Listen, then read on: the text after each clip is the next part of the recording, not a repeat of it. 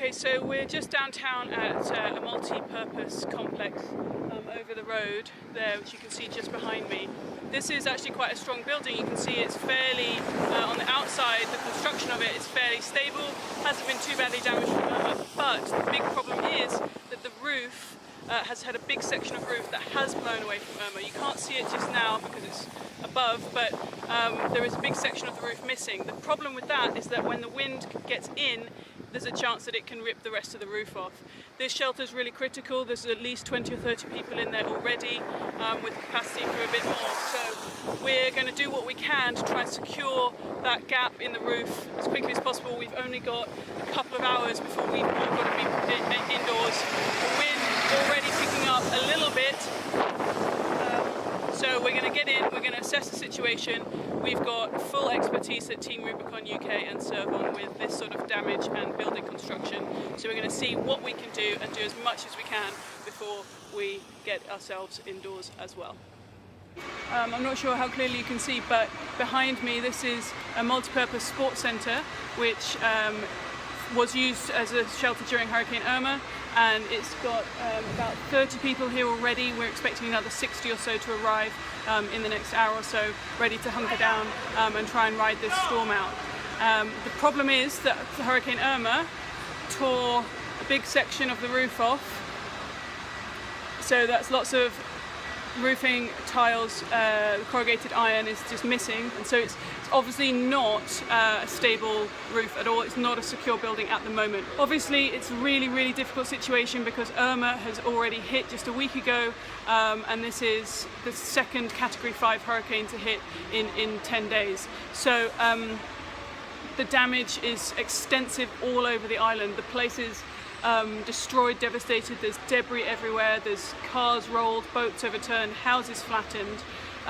The main concern as well is, of course, that there's all of this debris, all this ripped up sheets of corrugated tin and wood and concrete, loose debris all over the roads and all over the land. And the new hurricane is just going to lift that straight back up again, so there'll be a lot of debris expected to be flying around in this one. Even if the wind speeds are lower in this one, it does have that potential to be equally damaging, equally devastating.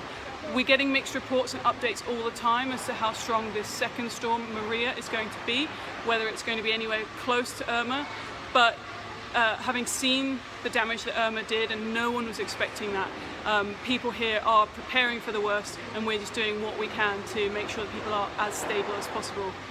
So Team Rubicon UK and our partners Servon, who are a disaster relief specialist as well, we're both here today and we're in the building. We're putting down sandbags, we're trying to sweep out as much of the floodwater as possible. We're doing what we can to get repairs onto that roof, and we're making sure that all the local relief agencies have satellite communications and that they know how to use them. We're making sure that they're linked with local police and local military so that everybody can talk to each other throughout and of course after this storm hits. And we're also getting out messages through our social media channels to the local community on how to stay safe during flooding in particular.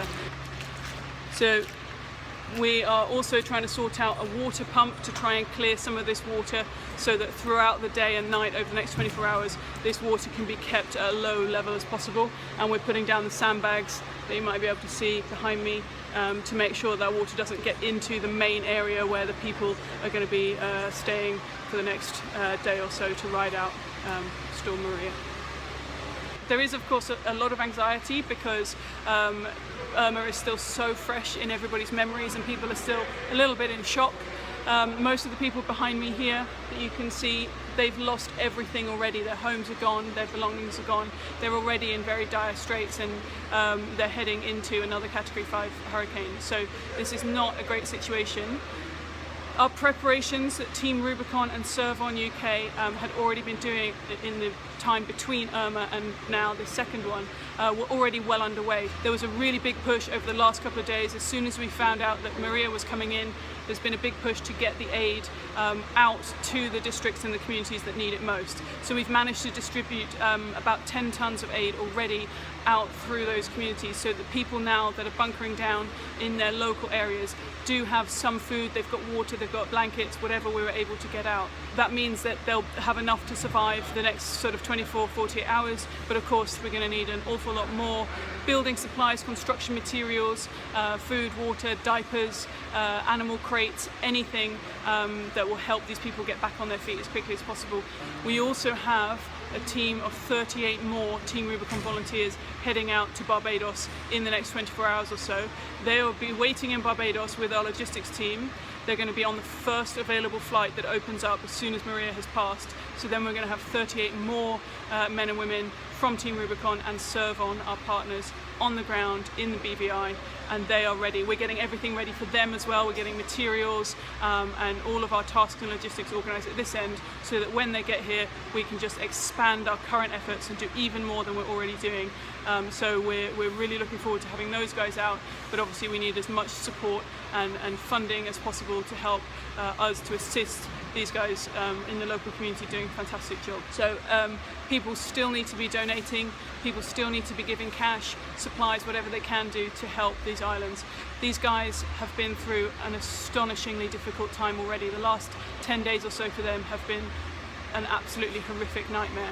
So the fact that they're facing a second Category 5 hurricane that's coming in an hour and a half means that it's very difficult for some of them to process it. And there's a few despondent faces, but on the whole people are really positive, very resilient, they're doing what they can, and we're here to help them. Team Rubicon and Servon, the local organisations, we're doing everything we can to help these guys and secure particularly the access of water so that we can all stay safe through this.